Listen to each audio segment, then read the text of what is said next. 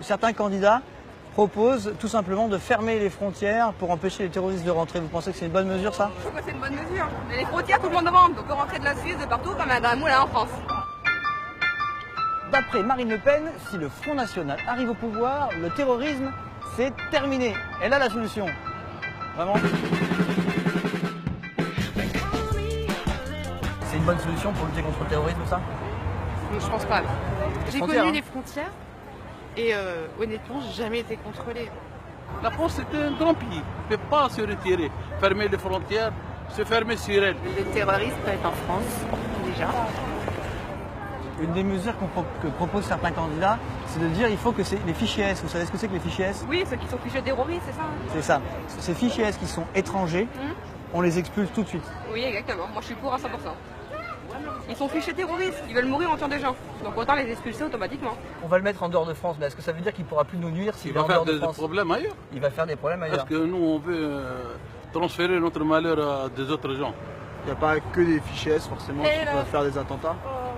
Je pense. Hein. Par exemple, l'attentat de Nice, c'était effectivement un Tunisien qui a commis cet attentat effroyable, hein, mais c'est un Tunisien qui n'était pas fiché S. Les gens qui commettent des attentats en France sont principalement des étrangers ou des Français?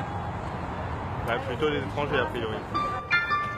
Yassine Sali, celui qui avait décapité quelqu'un dans l'Isère, il est né à Pontarlier. Amadi Koulibaly, de l'Hypercacher, il est né à Juvisy. Les frères Kouachi, ils sont nés dans le 10e arrondissement. Sur les attentats depuis 2012, il y a eu à peu près une douzaine d'attentats en France. 3 ont été commis par des binationaux, 6 par des étrangers et 17 par des Français. Donc là, on est censé retrouver un expert de la lutte contre le terrorisme. Ceux qui sont déterminés à rentrer trouveront toujours un moyen de rentrer. Et le meilleur exemple, c'est le 13 novembre, les attentats du 13 novembre.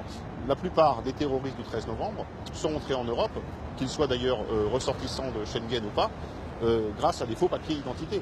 Expulser les fichiers S étrangers, c'est une mesure qui est très séduisante, mais qui est illusoire en réalité. Les étrangers, en l'occurrence, s'ils constituent une menace pour l'ordre public, ils sont expulsés aujourd'hui. C'est une mesure qui est prise très régulièrement par le ministre de l'Intérieur. De la même manière qu'on expulse des imams radicaux de manière régulière.